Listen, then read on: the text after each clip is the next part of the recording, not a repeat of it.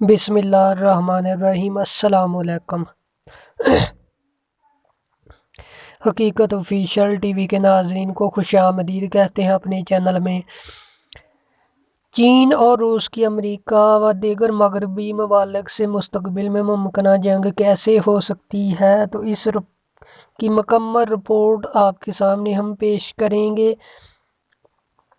ایک بھی 52 طیارہ امریکی ہائپر سونک میزائل کی تجرباتی پرواز کے لیے تیار ہے۔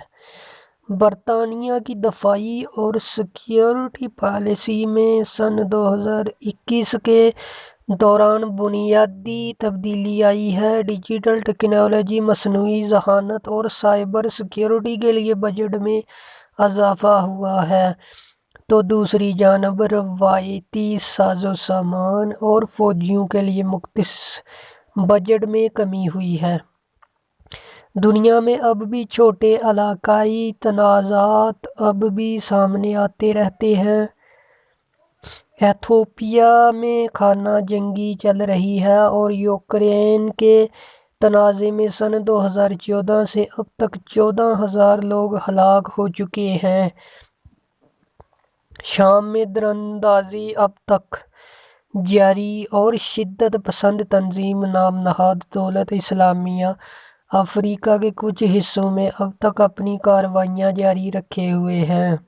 دوسری جانب روسی فوجیں یوکرین کی سرحدوں پر اکٹھی ہو رہی ہیں اور روس نے نیٹو سے مطالبہ کیا ہے کہ وہ اپنے کچھ رکن ممالک کو نیٹو سے نکال دے، جبکہ چین بھی تائیوان کے دوبارہ حصول کے لیے زور شور سے بیانات دے رہا ہے، چاہے اس کے لیے طاقت ہی کیوں نہ استعمال کرنی پڑے۔ مگر عالمی طاقتوں کی جنگوں کا مستقبل کیسا ہوگا اور کیا مغربی ممالک آنے والے چیلنجز سے نپٹنے کے لیے تیار ہیں؟ مستقبل کی جنگوں کا دور اب ہی آ چکا ہے۔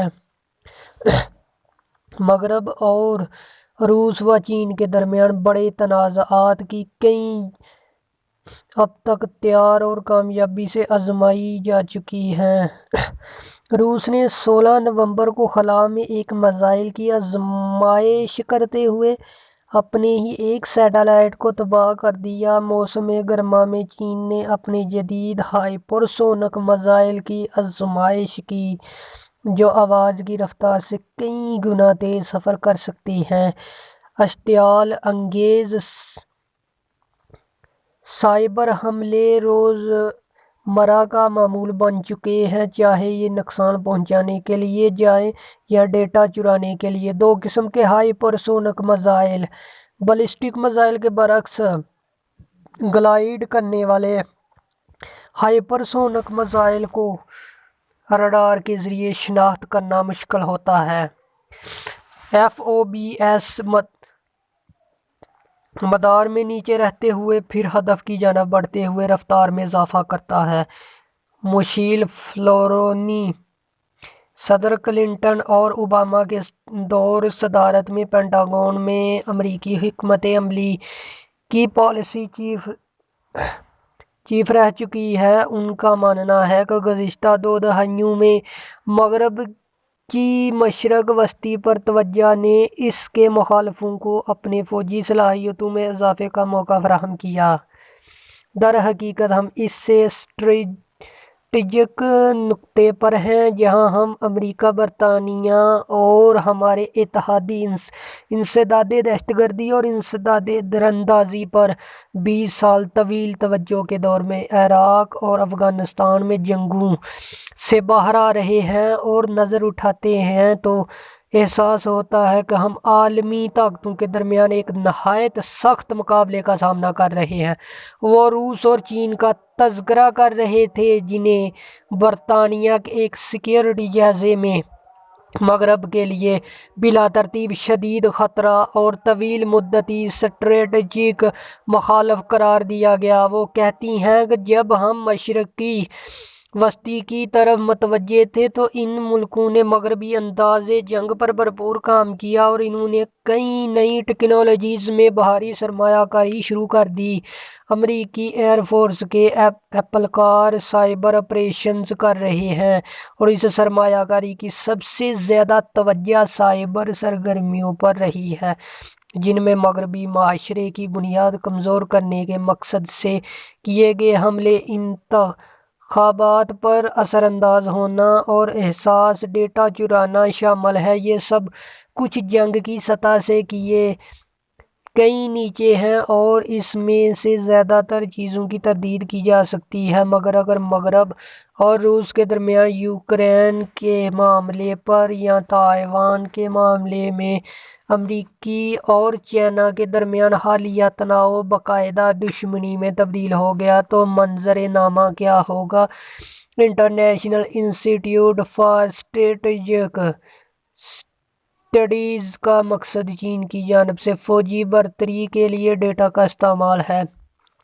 اس انسٹی ٹیوٹ سے منسلک سینئر ریسرچ فیلو مجھے لگتا ہے کہ یہ سب کچھ ایک نہایت تیز ماحول میں ہوگا جو انفارمیشن کے شعبے پر انتہائی منحصر ہوگا۔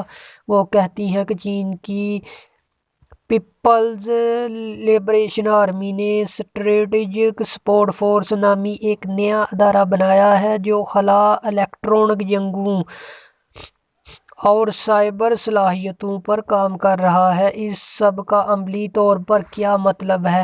کسی بھی تنازع کی ابتدا دونوں اطراف سے بڑے سائبر حملوں سے ہوگی۔ مخالف کی مواصلات بشمول سیٹلائٹ کو نقصان پہنچا کر اور یہاں تک کہ زیر سمندر کیبلز کاٹ کر انہیں اندھا کرنے کی کوشش بھی کی جائے گی۔ یہ سارا معاملہ ہے۔ میں نے انٹرنیشنل انسٹی ٹیوٹ فار اسٹریٹجک اسٹڈیز میں مستقبل کی جنگوں کے ماہر فرانز اسٹیف سے پوچھا کہ اس کا آپ کے لیے اور میرے لیے کیا مطلب ہوگا۔ کیا ہمارے فونز اچانک کام کرنا بند کر سکتے ہیں، پیٹرول اسٹیشنز خشک ہو سکتے ہیں اور سودا سلف کی دکانوں پر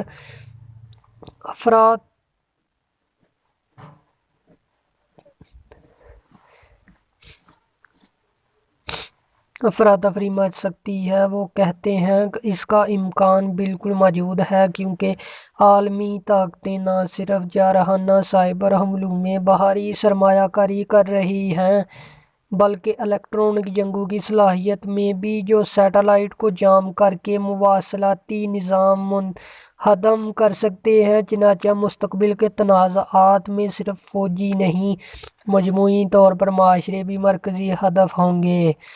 اسپیس ایکس امریکی ایئر فورس کے لیے سیٹلائٹ لانچ کر رہی ہے۔ سب سے بڑی فوجی خطرہ منصوبہ بندی کے بغیر تنازع وسیع کرنا ہے۔ اگر آپ کے سیٹلائٹ کام نہیں کر رہے ہیں اور زیر زمین کمانڈ بنکرز میں بیٹھے آپ کے منصوبہ سازوں کو نہیں پتہ کہ کیا ہو رہا ہے تو اگلی چال چلنا بہت مشکل ہے۔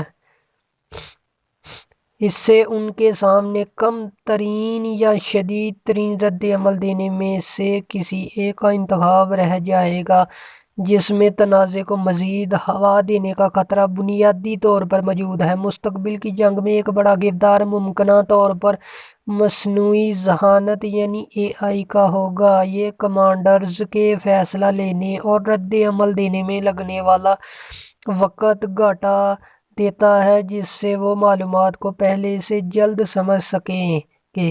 یہاں امریکہ کے پاس اپنے ممکنہ مخالفین پر معیار کی برتری حاصل ہے۔